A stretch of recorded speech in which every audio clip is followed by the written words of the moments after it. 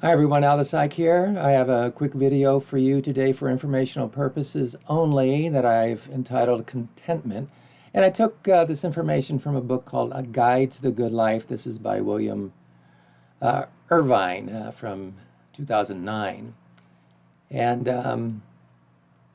according to the book, according to the author, being content in life appears to be a topic that has been discussed by many philosophers. Now, the author talks mainly about Stoicism and Stoics, but in terms of being content, this goes well beyond Stoics. You'll see this in religious believers, things like that. They'll talk about contentment as well. In this book, the author references Epictetus, and a Stoic, and makes a point of indicating that if you want to gain contentment, look to change yourself as opposed to changing the world around you, especially the things you cannot change. Of course, there are parameters to this, but I'm just giving you the short version here. And then he speaks of, the author does, he speaks of the trichotomy of control. There may be things that we have complete control over, things that we have no control over, and then things that we have some control over. So things that we have control over are our goals. So, and I'm using this example from the book. If we have a tennis match, the goal should be an internal goal. For example, I will try to play to the best of my ability, as opposed to an external goal, which is I will win the tennis match. Okay, big difference here.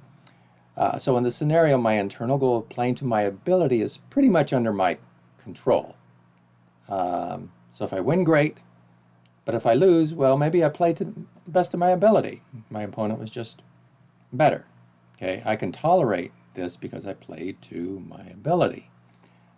In the scenario of the external goal of winning, if I win, great.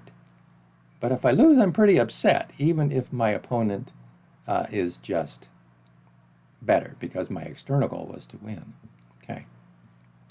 Now he kind of gives a schemata. He says, things we have control over, these are the goals we set for ourselves, like values. So these are things that we should concern ourselves with.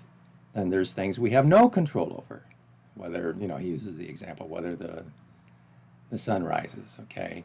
We don't concern ourselves about that. We have zero control about that. And then there's things that we have some control over, whether or not we win at tennis.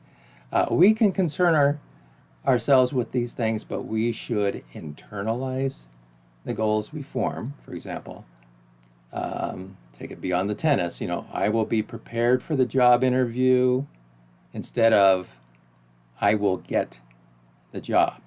Okay, you prepare yourself, you do your best, and that's what you have control over.